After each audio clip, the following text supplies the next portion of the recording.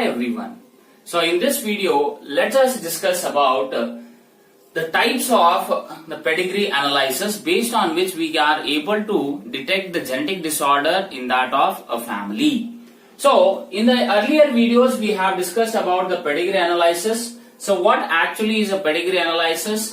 What are the reasons behind for doing the pedigree? Thereafter, what is the benefit or usefulness of the pedigree? So in the earlier videos, we had discussed that a pedigree is basically a record of inheritance where we are able to identify a specific trait or a genetic trait which is able to cause a disease in that of a family. And the pedigree chart basically represents only the symbols which are there. So based on the symbols, we are able to identify whether the family is normal or is being suffering from any kind of the genetic disorder, right? So in the pedigree analysis, we have 5 different types based on which we are able to identify the genetic trait. So the first one is autosomal linked dominant trait. Second one is autosomal linked recessive trait. Third one is X-linked dominant trait. Fourth is X-linked recessive trait. And the last one is Y-linked inheritance. So in this video, we'll discuss about the first two, that is based on the autosomal linked traits, where we will discuss about the dominant trait, and the next one will be the recessive trait, right? So let us have the examples. So first is regarding the examples or the diseases which are being caused due to the presence of the dominant trait instead of a normal ones. So examples for autosomal linked dominant trait are, the first one is myotonic dystrophy, next is brachydactyly, dimple cheeks, polydactyly, follicular hyperkeratosis, widow's peak. All these are set of the examples for autosomal linked dominant trait. So for example here, the brachydactyly. Okay, so brachydactyly is where the individual have joint fingers. For example, the individual are being born with that of the attached fingers like this. This particular condition, okay, so that is due to presence of a dominant gene instead of a normal one. So that is a condition called as brachydactyly. Many of the individuals are having the dimples on their cheeks. So that is not for the cuteness, that is because it is an autosomal linked dominant trait, where it is a kind of the disorder which is being present, okay, in an individual, due to which the dimple cheeks are seen.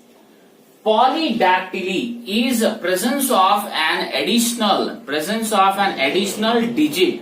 So when there is presence of an additional digit, that condition is polydactyly, which is also due to the autosomal linked dominant trait. And apart from that, we have examples like myotonic dystrophy or follicular hyperkeratosis, which are seen in some of the individuals, not in general, right? So how this trait is being exhibited by using the pedigree, so that we'll discuss. So first point, here are some of the characters for the autosomal linked dominant trait. So first point is affected individuals are being seen in each and every generation. So here I have shown some of the pedigree charts. Okay, so where I have marked with that of 1, 2 and 3. So these are nothing but the generations. So these together will form the first generation, and their children will form the second generation, and these, okay, and their children will have the third generation. So 3 generations are being shown in this pedigree chart. So what we can see is in each and every generation, the affected individuals are being seen. That is autosomal linked dominant trait. So affected individuals are present in each and every generation. And here there is no skip of generation. Now what actually is meant by skip of generation? Skip off means, see for example, if the affected individuals are there in the first generation, and in the second generation there will be no affected, again the third generation will be affected. So here the affected individuals are skipping the second generation. Okay, so that kind of instance is not seen in that of the dominant trait. So it may be the autosomal or it may be the X-linked dominant trait where both you can see that there is no skip of generation. Okay, so that is the first point. Second point is both males and females are being affected. Here it is seen to be that it may be the male or it may be the females, so both are being affected. Okay. Third point is affected individuals are in either the homozygous condition or in that of the heterozygous condition. So you know that homozygous means here you see it is a dominant trait. So homozygous means capital A, capital A.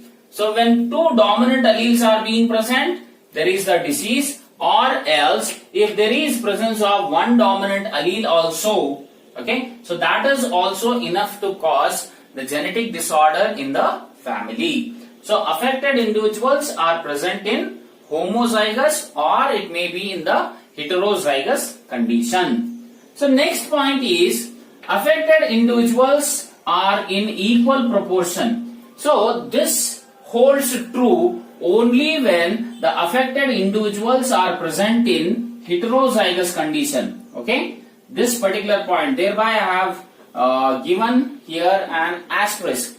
Affected are in equal proportion generally in that of the heterozygous condition. Okay, and percentage may be 50%. So this may not be applicable to that of the autosomal dominant trait. Okay, or if it is there also, then it is in very rare condition. So affected are in equal proportions and are around 50%. So these are some of the key characters for autosomal linked dominant trait. Okay, now let us discuss about the pedigree. How actually by seeing the pedigree itself, how you are able to solve the questions, the answers or the solutions for these particular pedigree charts.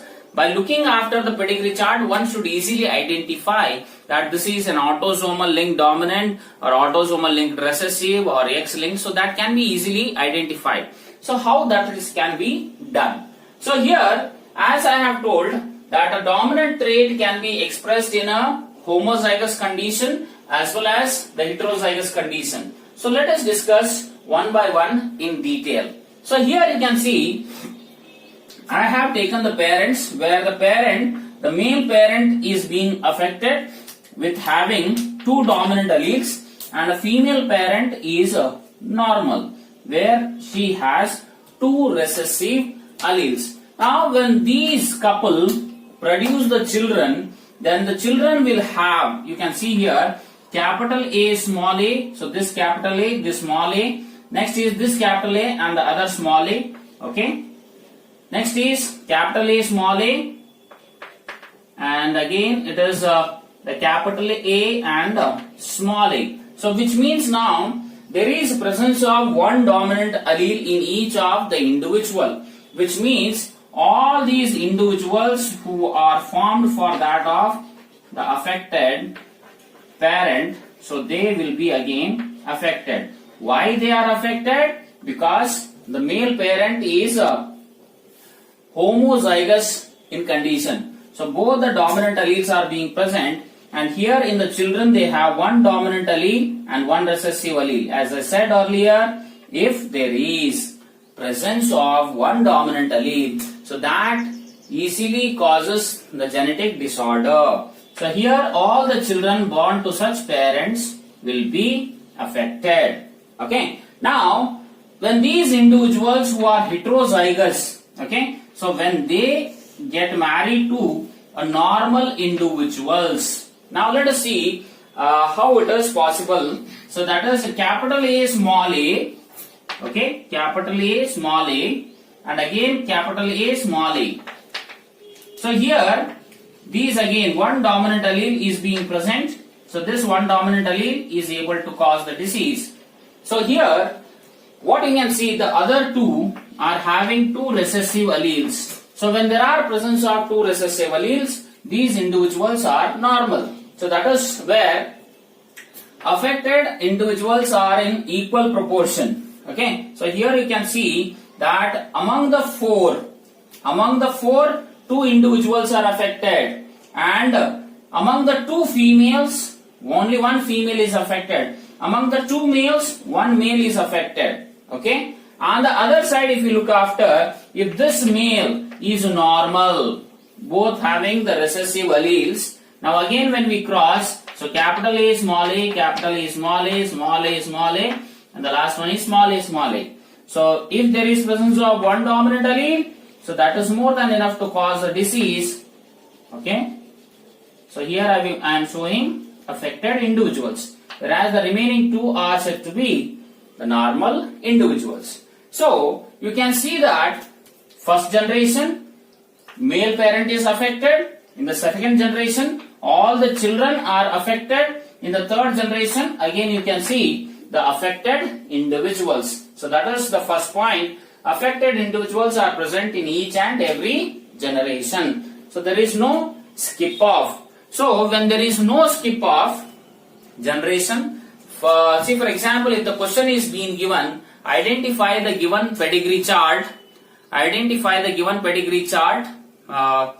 and below the options are being given: autosomal dominant, autosomal linked recessive, X-linked dominant, X-linked recessive. So once you see that when all the generations are being affected, there should be you have to neglect the recessive, because in each and every generation, affected individuals, if they are present, then it is 100% dominant. Okay, so that you have to see in that of the pedigree chart. Next is heterozygous condition. In the heterozygous condition, what you can see is here I have taken the male parent as affected because one dominant allele is more than enough to cause the disease, whereas the female parent is said to be the normal. Now, here if we look after, or if these couples will produce the children, so here we have a capital A, small a. So this becomes a capital A, small a. Okay, so which shows that the individual is being affected, and again a capital A, small a. Okay, again this individual is affected here. Next is a small a, small a, small a, small a, and thereafter what you can see is again the small a, small a. So these two. Okay, so this is 1, this is 2, this is 3, this is 4. So among the 4, 2 individuals are affected, that is 50%. And here, when this female who is heterozygous for the autosomal linked dominant, if this marries to a normal individual who has both the recessive alleles, so what is the probability that you can see a capital A, small a, which means this individual is affected. Okay. Next is a capital A, small a, again this female is affected. Okay. So here one male, one female is affected, and this will have small a, small a, small a, small a. Okay. And now here on the other side, if you see that this individual in the pedigree is given as normal, so all the children born to these individuals will be normal. So there, as both the parents are having the recessive alleles, okay, so what do you see here is all the individuals born to them are said to be the normal.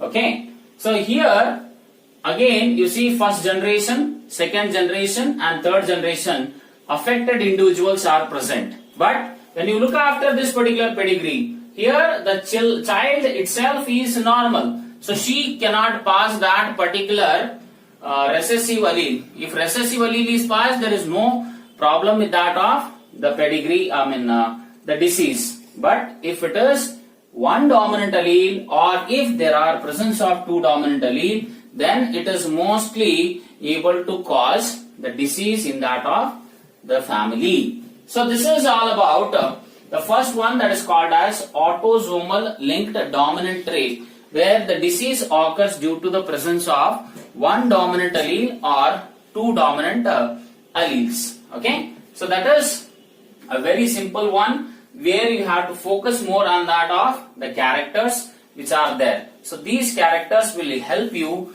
to easily to identify whether it is an autosomal linked dominant trait or whether it is a autosomal linked recessive. Right.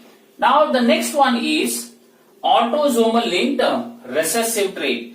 In the autosomal linked recessive trait, again there are various of the disorders, genetic disorders, where the disorders are being seen due to the presence of a recessive gene, Either it may be the chromosome number 11 or 12 or 7 or 11 or 16. Any genetic disorder which is due to the genetic recessive gene present. So that may be like examples like sickle cell anemia, phenylketonuria, cystic fibrosis, thalassemia, and many even more. Right.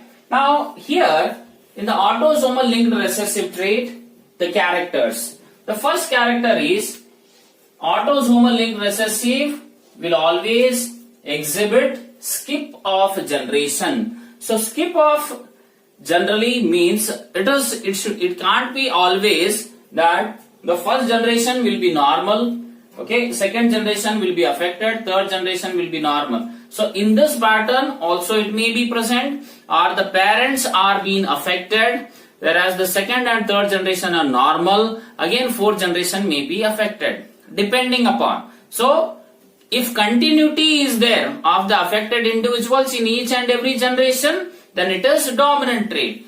If any of the generation will miss the affected individuals, then what happens? It is called as recessive trait. Okay, so that is the first point. Second point is affected are always in a homozygous condition. So here always they are present in a homozygous condition where there will be always recessive alleles present.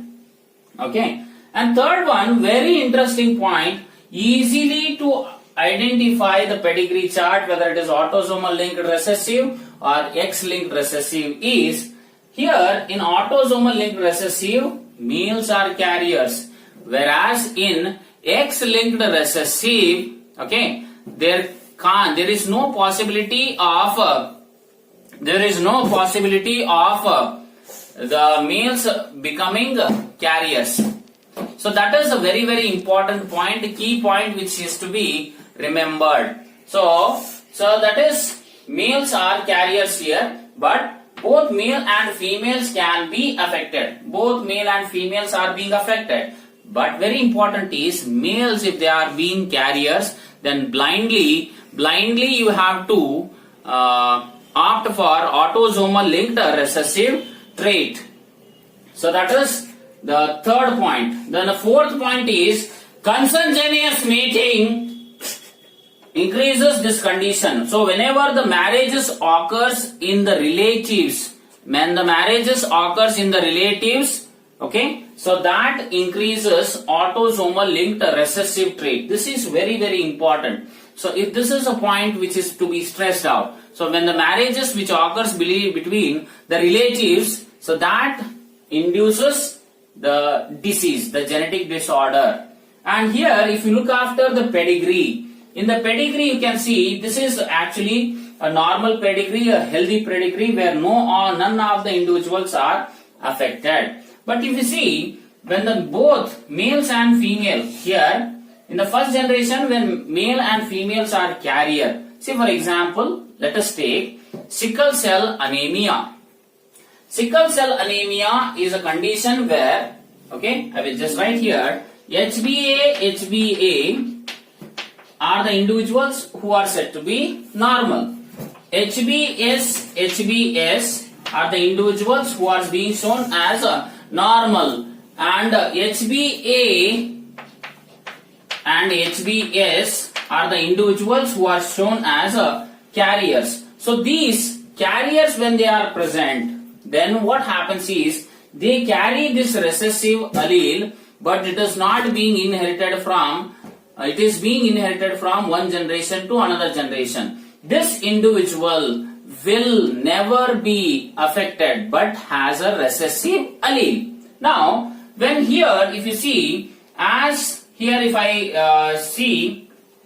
if I write here as HBA and HBS and HBA and HBS condition, so both the male and females are carriers. But my dear students, that in the exam, in the Neet or any competitive exam, they will not show the dot, or there will be no showing of the partly shaded symbols. So it will be just kept like this, where it is being shown as a normal. But when you see in that of the second generation, if there are affected individuals, then you have to, you have to opt for autosomal linked recessive trait. So here if you see HBA, HBA, so this male will be HBA and HBA said to be normal.